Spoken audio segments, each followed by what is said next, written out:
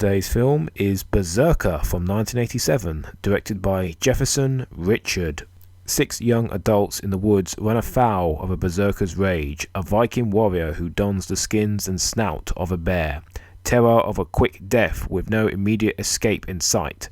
They have no time to run or to pray for death. Vinegar Syndrome, the cult film label trying to pawn off a Blu-ray of this film as of recent, describes Berserker as having expressionistic cinematography and striking editing.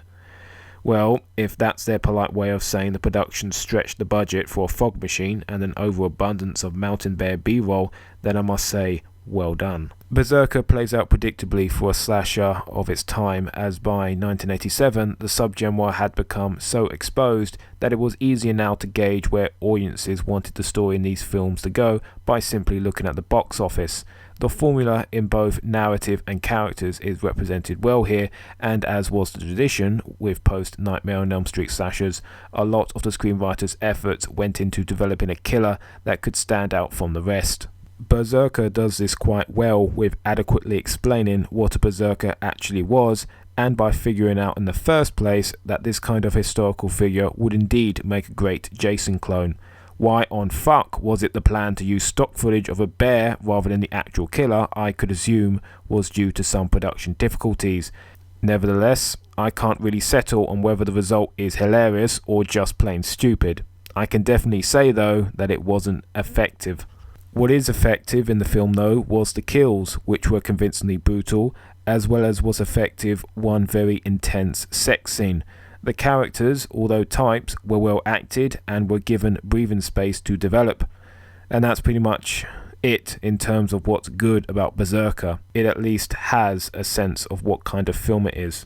What makes it kind of an underwhelming experience though is the very dark cinematography, which makes the geography of certain sequences very confusing at times, and also the film's decision to apply a realistic and serious tone to a story about a resurrected psycho Viking taking the form of a mountain bear or fucking whatever, killing off a bunch of teenagers.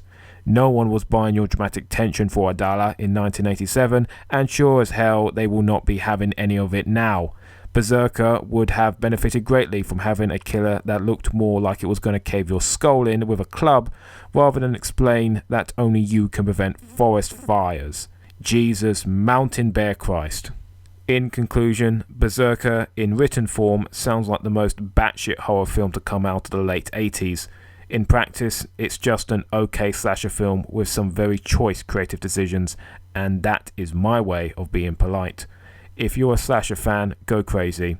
If you're otherwise inclined, I would have difficulty recommending to you an underlit, formulaic, and not all that interesting genre film. Thank you for watching. Please like, comment, and subscribe. Tomorrow's film is Halloween Night.